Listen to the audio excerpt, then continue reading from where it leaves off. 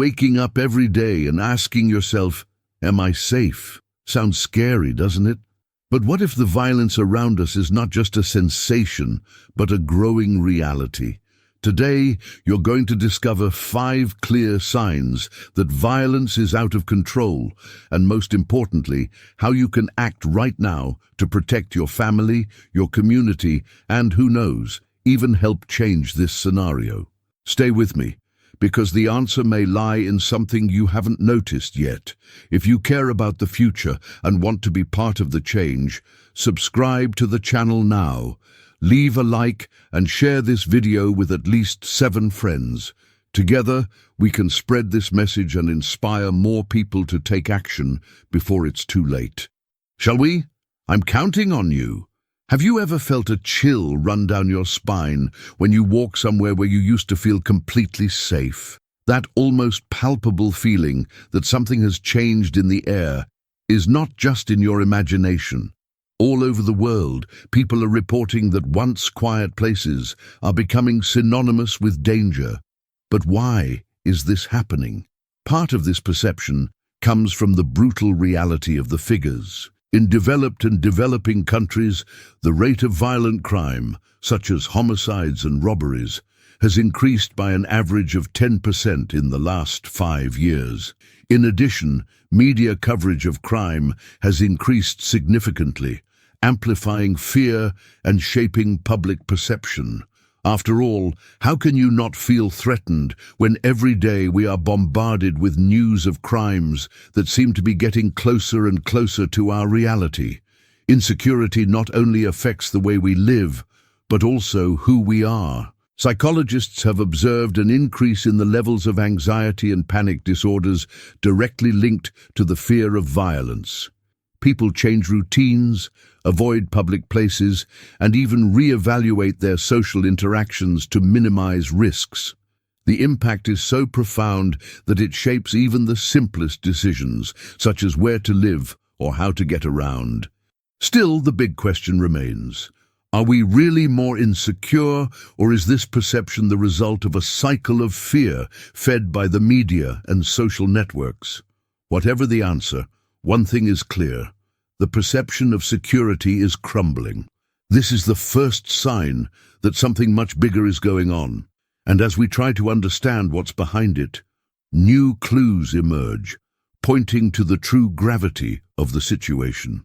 Have you ever stopped to think about how the media shapes the way we see the world? It seems that on every channel, alarming headlines take over the programming. Daylight robbery, quiet neighborhood becomes scene of violence, or resident reports night of terror. These are headlines designed to grab our attention, and they do it masterfully. But do they show the whole truth? The reality is that the media plays a crucial role in increasing the feeling of insecurity. Studies show that even when violence rates decrease in some regions, crime coverage in the news continues to grow.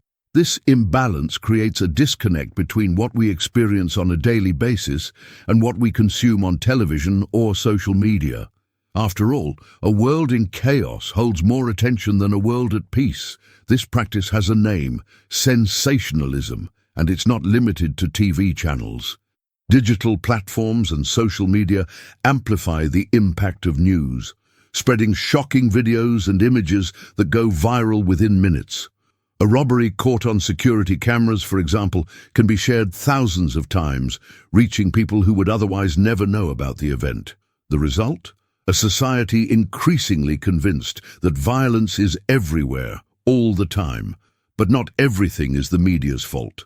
There's a natural need in us, as human beings, to pay attention to danger. Psychologists call this the negativity bias. We are biologically programmed to give more weight to bad information than to good. The media knows this and uses it to keep viewers engaged.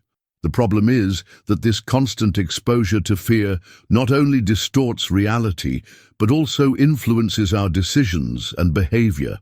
Take, for example, a community where the number of robberies decreased by 20% in a year. However, the local media coverage increased by 50%, highlighting only the most shocking cases. What will the perception of the people living there be? Most will believe that violence is worsening, even though the actual numbers say otherwise.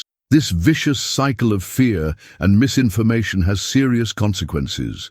It generates anxiety, paranoia, and even prejudice against certain areas or social groups. Additionally, this narrative contributes to a feeling of helplessness. The world is out of control, and there's nothing I can do about it. There's one glaring warning sign, it's this. Violence among young people is rising alarmingly. A closer look at news stories or reports from schools and communities reveals how much this issue has intensified. But why is this happening? What is driving so many young people to engage in acts of violence, whether as victims or perpetrators? To begin with, the digital environment plays a central role. Social media, which should be a space for connection and learning, often becomes a battleground of hostility. Bullying, threats, and hate speech run rampant, creating a cycle where online aggression often spills into the real world. Young people who experience virtual harassment often carry these wounds into their daily lives, with reactions ranging from isolation to violence as a form of defense or release. In addition, the impact of broken families cannot be ignored. Many young people grow up in homes marked by the absence of one parent, domestic violence, or a lack of basic resources. This unstable environment undermines the emotional foundation they need to face challenges in a healthy way. Without support, anger and despair can easily turn into violent acts. The lack of opportunities is another critical factor. In many communities, young people face a future of unemployment, low education, and limited prospects for improvement. In these cases, violence often arises as a response to frustration, or even as a means of survival. This is particularly evident in areas where gangs and factions offer a false sense of belonging and purpose. But the data doesn't just tell stories of suffering. It also reveals troubling trends. In various parts of the world, the 15 to 24 age group records the highest rates of assaults, homicides, and involvement in organized crime. In the United States, for instance, youth violence rates have doubled in some cities over the past 2 decades. In Brazil, the involvement of teenagers in serious crimes like robberies and murders has also increased. And there's another element that cannot be ignored: cultural influence. Movies, series, games, and music that glorify violence can desensitize young people to the suffering of others, making them more likely to view aggression as normal or even admirable. This isn't about demonizing pop culture, but acknowledging that it plays a role in shaping values and attitudes. It's impossible to discuss this growth without mentioning real cases that have shocked the world. Stories of school shootings, group assaults filmed and shared online, and even tragedies involving children are proof that this problem is closer than we'd like to admit. Violence often doesn't stem solely from physical acts, but from something much more subtle and devastating: the loss of empathy. We are living in an era where human connection, instead of being strengthened by technology, is becoming increasingly fragile. What happens when we start to see others not as fellow humans, but as competitors or worse, as irrelevant? Social isolation is one of the biggest drivers of this scenario. Despite being more virtually connected, real interaction has decreased. People spend hours in front of screens without building deep and meaningful relationships. Studies show that the more time we spend online, the less we develop our ability to put ourselves in someone else's shoes. It's as if the screen acts as a barrier, distancing us from others' pain and needs. The result, a society increasingly indifferent to suffering. The lack of empathy is visible in viral videos where violent situations are treated as entertainment. Instead of interventions, we see people pulling out their phones to record. The cry for help is drowned out by the sound of notifications and likes. It's a direct reflection of how isolation, coupled with insensitivity, is shaping human attitudes. Another alarming aspect is how indifference begins early, especially among younger generations. Children and teenagers immersed in digital environments often interact in cold and detached ways. Cruel comments on social media, virtual bullying, and even deriving pleasure from others' failures have become normal behaviors. This lack of empathy not only dehumanizes the victims, but also turns young people into less compassionate adults in the future. And the impact doesn't stop there. The absence of empathy is directly linked to the rise of hate speech. Isolated individuals, devoid of real connections, are more susceptible to extremist ideologies that encourage hatred for the other. These groups provide a false sense of belonging while fueling intolerance and violence. But what lies behind this crisis? Many experts point to how social media prioritizes engagement over authentic connections. Platforms that should unite people end up promoting division, amplifying polarizing and inflammatory content. The focus is on clicks and views, not empathy and understanding. The empathy crisis isn't a minor issue. It underpins many of the signs of violence we've discussed so far.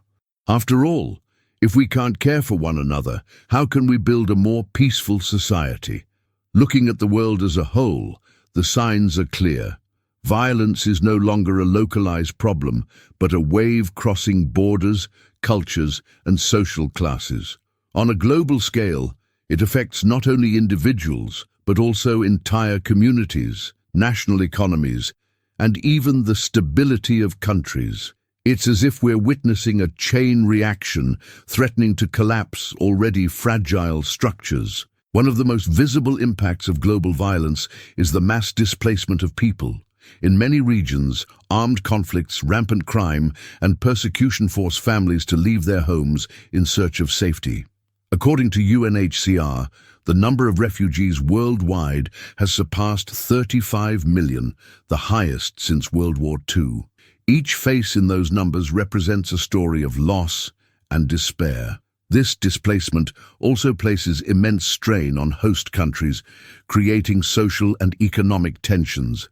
Governments struggle to integrate refugees, and local communities often view newcomers as threats to their limited resources.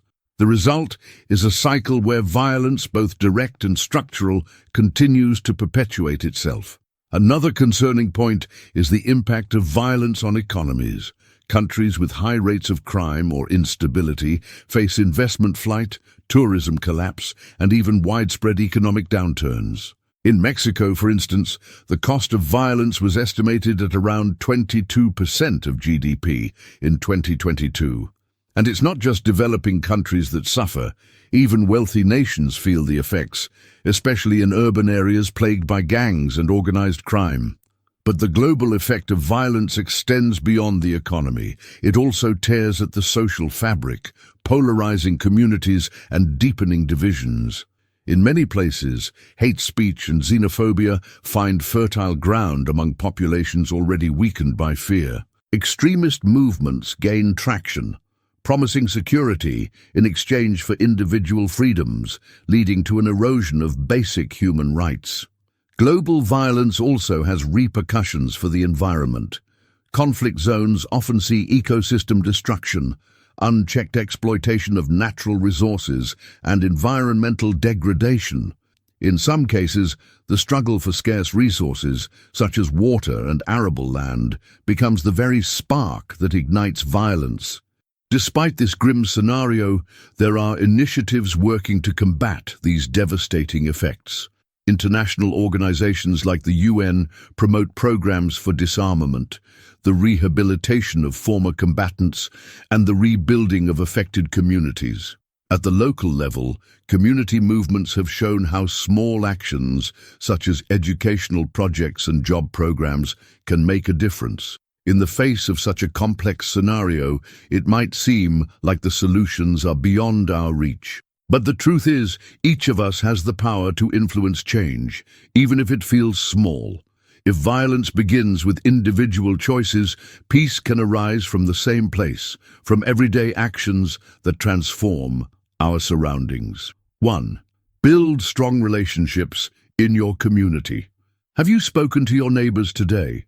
It may seem simple, but strengthening local bonds is one of the most effective ways to prevent violence. Communities where people know, trust, and work together are less likely to suffer from crime. Why not start by organizing something simple, like a WhatsApp group to improve safety or regular meetings to discuss neighborhood issues? 2. Educate and inspire the next generations. If we want to break the cycle of violence, we must invest in those who will shape the future, children and youth. Get involved in projects that promote education, sports or arts in your community. These activities not only steer young people away from crime, but also give them a sense of purpose. If you can't find such projects nearby, why not start one? It could be as simple as teaching a hobby or helping with schoolwork. 3. Report and act proactively. Many people hesitate to report crimes or suspicious situations out of fear or because they think, it's not my problem. But reporting can save lives. Learn about the channels available in your city to report illicit activities and encourage others to do the same. Staying vigilant is an act of care for your community. 4. Promote dialogue over confrontation. Many conflicts can be avoided when we choose dialogue instead of acting impulsively. Learn to listen before reacting and teach this practice to those around you. At home, work, or on social media, foster constructive conversations that value empathy and respect. 5. Support initiatives that combat violence, volunteer, or donate to organizations working to reduce violence and assist victims. Local institutions, NGOs, and churches often have programs in need of resources and people willing to help.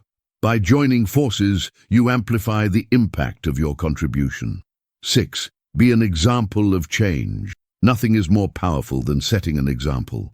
Show through your actions that it's possible to live peacefully and selflessly. Whether it's in traffic, at the grocery store, or in daily interactions, choose patience, kindness, and respect. Small gestures have a ripple effect that you may never see, but they can inspire others around you. Change may seem like a monumental task, but it starts where you are, with what you have. After all, as the saying goes, what is a forest if not a collection of trees growing together? If each of us plants the seed of peace, we can build a less violent world, one action at a time. Now, I want to hear from you. What do you believe you can do to combat violence in your surroundings? Leave your comment, share your ideas, and let's continue this conversation. After all, it's together that we build the change we want to see.